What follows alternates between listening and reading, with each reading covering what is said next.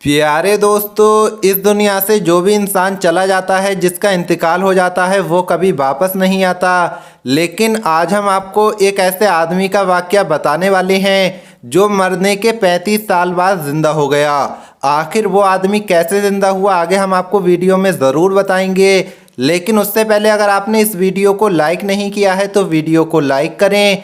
अगर आपने अभी तक हमारे यूट्यूब चैनल को सब्सक्राइब नहीं किया है तो चैनल को सब्सक्राइब करके बेल आइकन ज़रूर दबा दें। तो चलिए वीडियो शुरू करते हैं। प्यारे दोस्तों, एक भाई अपना वाकया बयान करते हैं। वो कहते हैं कि अभी कुछ दिन पहले की बात है, मेरी गाड़ी का टायर पंचर हो गया तो मैं रास्ते में आने वाली एक टायर की दुकान पर रुक गया। रात के 10 बज चुके थे। उस वक्त एक ही लड़का गाड़ी के टायर का पंचर लगाने के लिए वहाँ मौजूद था। मुझसे पहले भी एक शख्स वहाँ मौजूद थे जिसकी कार पंचर हो चुकी थी और लड़का उसकी गाड़ी में पंचर लगा रहा था। मैं इस दौरान अपनी गाड़ी से निकलकर करीब मौजूद कुर्सियों पर बैठ गया। इस दुकान का बूढ़ा मालिक भी उधर बैठकर हुक्का पी रहा था। हुक्के को देखते हुए मेरी तबीयत अचानक बेचैन होने लगी। मैंने कहा कि चचा, मज़ा आ गया। मैंने उसके हुक्के को देखते हुए कहा कि मैं भी एक आध दम लगा लूं। तो वो हंसते हुए बोला, ज़रूर बच्चे, ये ले, लगा ले। उसने हुक्का मुझे थमा दिया। मैंने जैसे ही दम लगाया तो मुझे खांसी आने लगी और ऐसा लगा जैसे मुझे खांसी का ना रुकने वाला दौरा पड़ गया हो। तो वो बूढ़ा आदमी कहने लगा, अरे बच्चे, हुक्का पीना मज़दूरों का काम है, ये कोई सिगरेट नहीं। हुक्के के लिए फेफड़ों में जान होना बहुत ज़रूरी है। मैंने कहा, अब कौन सी जान चचा जी? वो मेरी बात समझ गया और बोला, वाकई पहले वाली खुराकें और वर्जिशें कहाँ रहीं। उसकी उम्र 80 साल से ज़्यादा थी। घनी और भारी मूछें, सीना चौड़ा और बदन कसरती, और वो तहमत पहने हुए था। उससे बातें शुरू हुई और पुराना ज़माना याद आने लगा। देसी लोगों की देसी बातें चल रही थीं और उसने बातों ही बातों में मुझे एक ऐसा हैरानकुन वाकया सुनाया जिसे सुनकर कोई भी उस पर यकीन न करता। ये वाकया आप उसी बूढ़े आदमी की ज़ुबानी सुनिए। वो बूढ़ा आदमी कहता है कि मैं उस वक्त 10 साल का था। समझ लो कि ये बात आज से तकरीबन 70 साल पहले की है। मेरे बाप दादा सरगोदा के रहने वाले थे। अल्लाह की शान देखो, मेरे दादा की उम्र 100 साल थी जब उन्होंने मुझे ये वाकया सुनाया था। वाकया ये था कि उस इलाके के ज़मींदारों ने अपनी ज़मीन पर कुआं खोदने के लिए कुछ मज़दूर बुलाए जो खेतों में कई रोज़ तक कुएं की खुदाई कर रहे थे।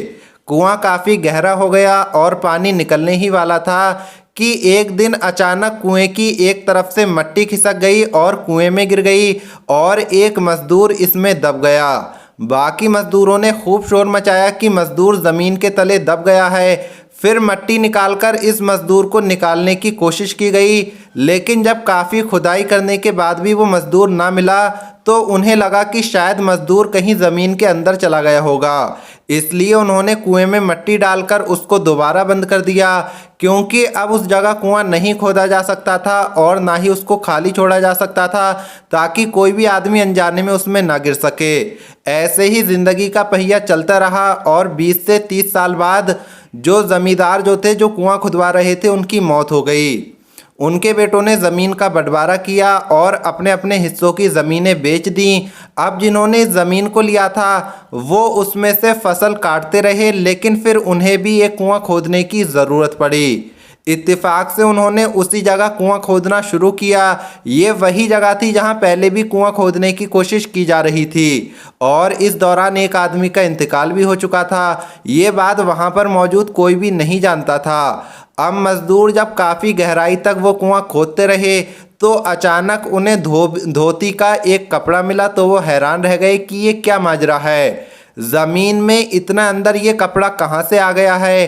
सब मज़दूर परेशान थे। ज़मींदार आए तो उनको बताया गया कि कुआं खोदते वक्त कुएं से एक धोती मिली है। उन्होंने मज़दूरों से कहा कि एहतियात से खुदाई करें, अगर ये धोती किसी इंसान की हुई तो उसका जिस्म भी अंदर मौजूद हो सकता है, लिहाजा बड़े ध्यान से खुदाई की जाए। उस वक्त तक किसी को ये मालूम नहीं था कि इस जगह पर पहले भी कुआं खोदने की कोशिश की जा चुकी थी। मज़दूरों ने इंतहाई एहतियात के साथ कुएं की खुदाई जारी रखी। अचानक कुएं की एक तरफ से एक छोटा सा सुराग दिखाई दिया जिसमें कोई इंसान लेटा हुआ नजर आ रहा था। सब मजदूरों की चीखें निकल आईं और वो फौरन कुएं से बाहर आ गए, क्योंकि वो इंसान जिंदा था और उसकी दाढ़ी सफ़ेद थी जो बहुत बड़ी हो चुकी थी और उसके सर के बालों से उसका चेहरा ढका हुआ था। पहले तो वो ये समझ रहे थे कि शायद ये कोई जिन या भूत है, लेकिन जब मजदूरों ने जमींदार को बुलाया और जब दोनों ने मिलकर इस इंसान को हाथ लगाया तो उसके पूरे जिस्म का गोश्त पिलपिला यानी मुलायम हो चुका था। उसने जब इंसानों को अपने आसपास देखा तो वो बेहोश हो गया। फिर उसे कुएं से निकाला गया और पूरे गांव में ये बात फैलने लगी। फिर किसी समझदार आदमी ने यह मशवरा दिया कि इसको रुई में लपेट दिया जाए, क्योंकि इस इंसान से हवा और बाहर का मौसम बर्दाश्त नहीं होगा। ना जाने ये कब से यहाँ पर पड़ा हुआ है। इस शख्स को रुई में लपेट दिया गया और 10 दिन तक हकीम ने इसका इलाज किया।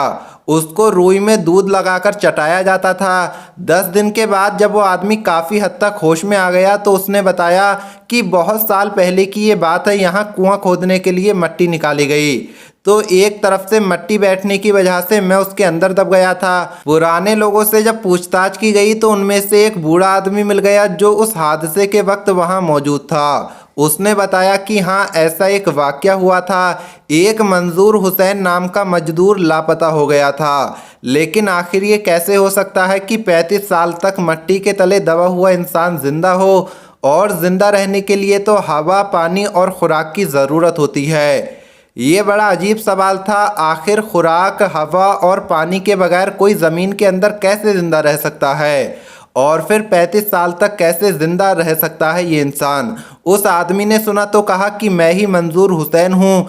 बस ये मेरे करीम रब की शान है कि वो पत्थरों में भी कीड़ों को रिस्क अता फरमाता है और मुझे मट्टी के तले भी रिस्क पहुंचाया है। मुझे नहीं मालूम है कि मैं कितने साल से इस मट्टी के तले दबा हुआ हूं, लेकिन मुझे एक बात का इल्म है कि मैं कभी भी किसी रात भूखा नहीं सोया और ना ही मुझे कोई वक्त गुजरने का इल्म है। मैं रोज़ाना ये देखता था कि एक गाय सुबह सवेरे मेरे पास आती थी और अपने थन मेरे सामने कर देती थी। मैं उसका दूध पी लेता था। वो दिन में एक बार आया करती थी, जिसके बाद मैं अल्लाह का शुक्र अदा किया करता था। और आज ये उस अल्लाह की शान देखिए कि मैं दुनिया में वापस आ गया हूँ।